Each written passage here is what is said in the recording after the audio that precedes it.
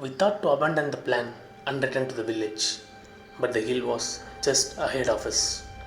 We could see the hilltop through the palm leaves, so we planned to go ahead and return quickly. The palm trees were very tall near this area, and it blocked out most of the scorching sun.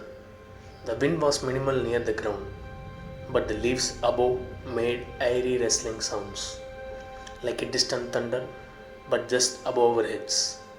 The air cooled considerably when we broke out of the tree line. The sun shined directly above us, but we didn't feel any of the summer heat.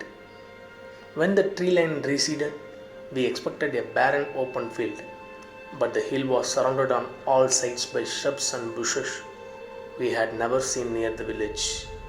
The tallest shrub near us reached just above our heads. We both agreed the shrub's leaves enough proof to prove we went near the hill, as we didn't want to linger around for long. Something was different about this place. Something was not right. We glanced around nervously, but something seemed unusual. But we both felt something was off, so we started gathering the plants. The shrubs were so green, like it must have rained there recently, but there was no wet sand or any indication of recent rain. As soon as I broke a twig from the shrub, it started withering in my hands. I stared at it in shock when I heard a shout and turned towards my brother. He had thrown the twig he had broken on the ground like it had stung him and stared at me in horror. The twig was brown and withered too. We both agreed it was stupid to linger there and started back. As I about to turn our backs to the shrubs, I saw movement within from the corner of my eye. I stopped in my tracks and turned back to take a clear look.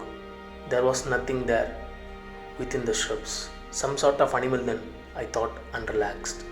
Then my brother shouted, "There!" A glimpse of red amidst the shrubs. As soon as we saw it, it disappeared back into the shrubs. We started back, stepping into the palm forest away from the hill. Then suddenly another, a glimpse of black this time. I saw something white-haired within the bushes.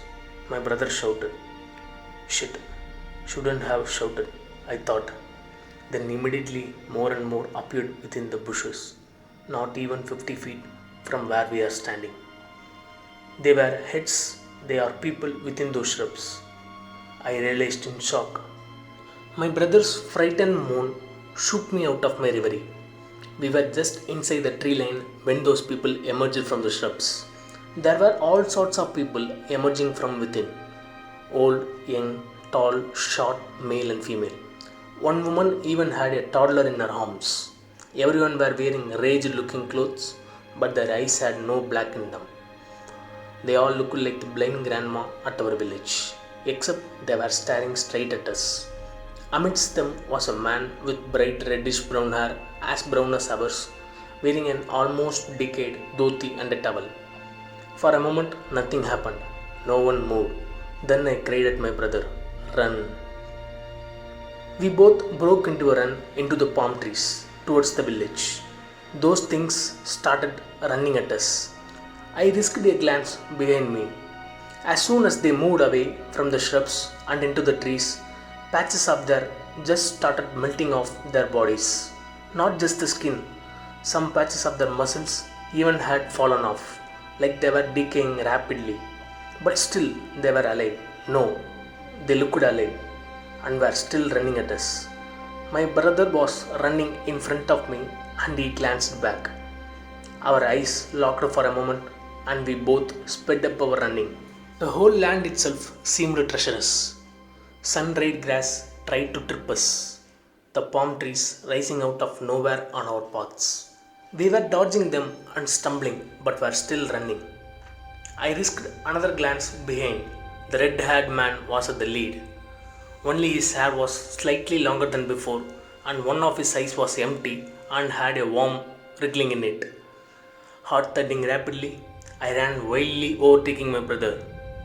I felt like running forever, but the palm forest never seemed to have an end.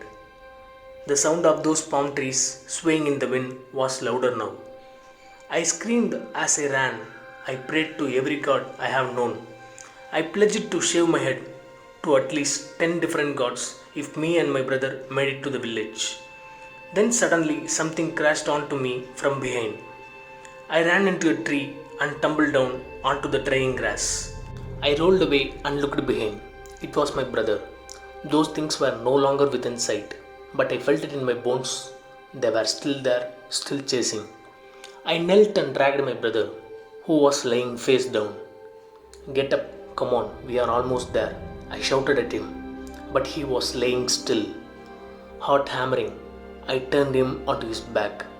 I saw his chest rising up and down and felt a wave of relief. I relaxed myself for a bit and shook him roughly, glancing behind us now and then. He slowly opened his eyes and muttered something. It was hard to hear what he was saying beneath the thundering of those God-cursed palm leaves. I leaned my ear near his mouth, anxious something's gonna get me from behind. But nothing attacked me from behind. It was my brother. He had bitten a part of my ear off. I cupped my hand to stem off the bleeding and stared at him in horror. It was a sight I would never forget. His eyes, though wild and frightened, were losing their color rapidly. His irises lost color and turned to white in front of my eyes. I scrambled backwards, moaning. When he sat up and looked at me, his eyes retained something of his humanity, and he said weakly, "Run now." That was the last thing I remembered before waking up at the temple. Though I was confined to the temple and declared possessed, Ramu uncle visited me today. He told the villagers found me near the fields, where I lay unconscious and missing a part of my ear. I planned to sneak out of the temple tonight. I had access to edged weapons from the temple. I am writing this so that the villagers shall not tell bogeyman stories anymore to keep children away from the forest. Let them tell the truth. Let them prepare. I will go to the steps tonight and I will find my brother. I am scared witless. I know I might die trying it, but I now know it's a better option. Because the skin of my smallest toes just melted off this morning. Just like those things, I don't want my whole family to be roaming the wastelands like zombies. So I will go out there tonight and I will kill my brother and then myself. Whatever happens, don't come after me and don't destroy this note. It feels like a thunderstorm had just begun in my life, and I don't think it will end before my life ends.